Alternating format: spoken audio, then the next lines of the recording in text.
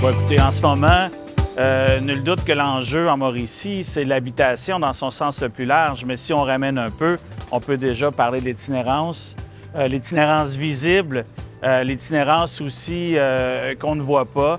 En ce moment, il y a plusieurs familles qui habitent dans des chambres d'hôtel. Ça fait partie des enjeux qu'une ville avec un taux d'inoccupation de 0,4 comme c'est le cas à Trois-Rivières, le plus beau au Canada, doit composer. Pour nous, c'est un enjeu important. Je pense que les solutions passent par tout le monde, chacun des citoyens, la ville, les deux paliers de gouvernement. Je pense que si on veut un jour redresser cet enjeu-là qui est national, bien, il faut commencer par le prendre d'un point de vue local.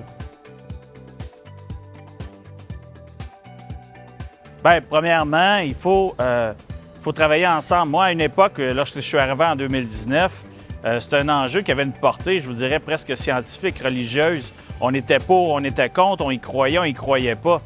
Aujourd'hui, ces questions-là ne se posent plus. Ce qu'il faut faire maintenant, c'est s'inscrire dans l'action.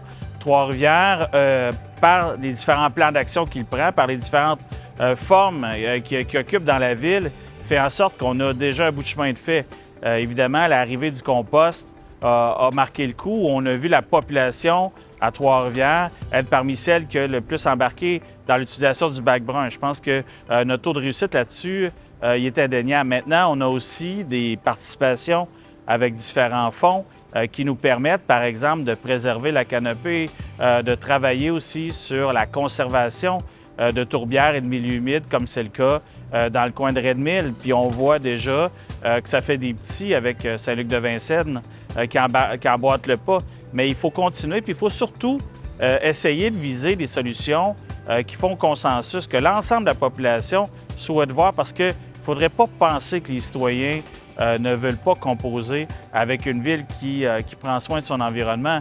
Il faut travailler avec cet équilibre-là qui est fragile entre la qualité de vie, l'environnement et bien sûr le développement économique. Ah, bien écoutez, cet été, j'ai été charmé par le spectacle minuscule grandiose des Sages Fous.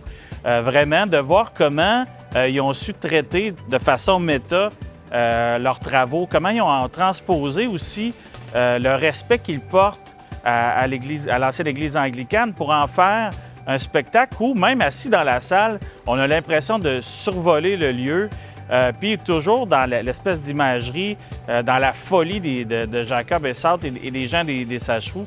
Pour moi, cet été un grand coup de cœur. Mais je ne peux pas aussi passer sous silence tout ce qui se fait dans la ville en termes d'art visuel, que ce soit sur la rue des Forges autour, que ce soit les murales que l'on dresse depuis quelques années, dont on est toujours heureux de voir la présence, mais aussi une exposition comme Ma ville, mon quartier, ma rue, où Mme Thérèse Thibodeau-Paquin mène de main de maître une initiative communautaire où un quartier Normandville se met ensemble pour faire ni plus ni moins qu'un musée dans la rue. Puis on y retrouve, écoutez, des sculptures de grande qualité. Puis là, je ne vais pas vous nommer des noms, mais je vais quand même parler d'Armand Vaillancourt qui fait partie du projet. Mais combien d'autres sont là? Puis toujours au grand plaisir des visiteurs et des gens d'ici qui viennent les voir. Et ça, c'est gratuit. Puis c'est dans un contexte de quartier, de ville. Moi, j'adore ça.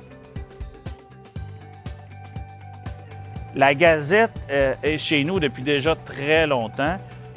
Moi, la Gazette m'a personnellement donné un coup de main à l'époque où j'étais au journal de rue La Galère.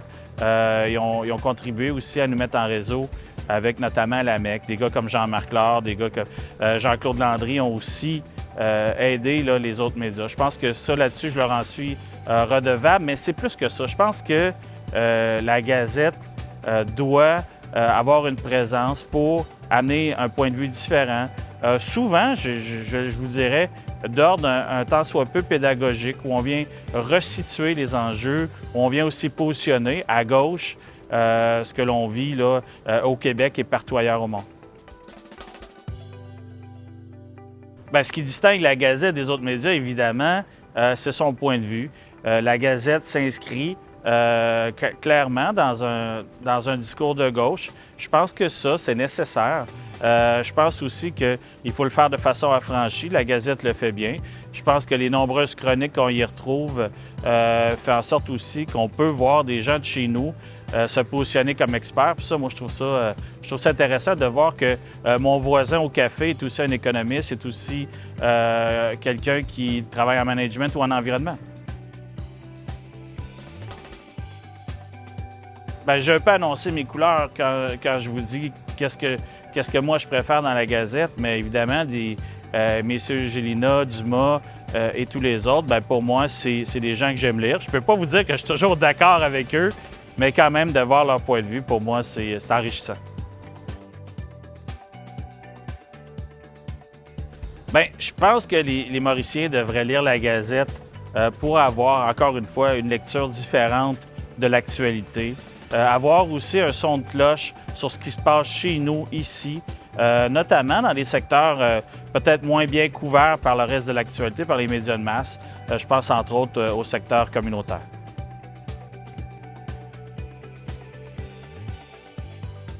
Bien, écoutez, les médias existent parce qu'ils ont les moyens d'exister. Lorsque l'on contribue à un média comme la Gazette par un don, ce que l'on fait, ni plus ni moins, c'est que l'on vient enrichir ou grossir non seulement leur portefeuille, mais aussi leur liberté d'agir. Je pense que quand un média appartient à l'ensemble des citoyens, bien, ça lui donne quand même une certaine autonomie puis un certain affranchissement. Bien, écoutez, à la fin du mois de septembre, vous verrez là, des camelots distribués à l'ancienne, le journal, aux lecteurs potentiels et lecteurs en devenir. Je pense que juste ça va nous permettre d'avoir un contact direct avec l'équipe de la Gazette puis de mieux comprendre à quel point les gens qui composent la Gazette sont près des citoyens.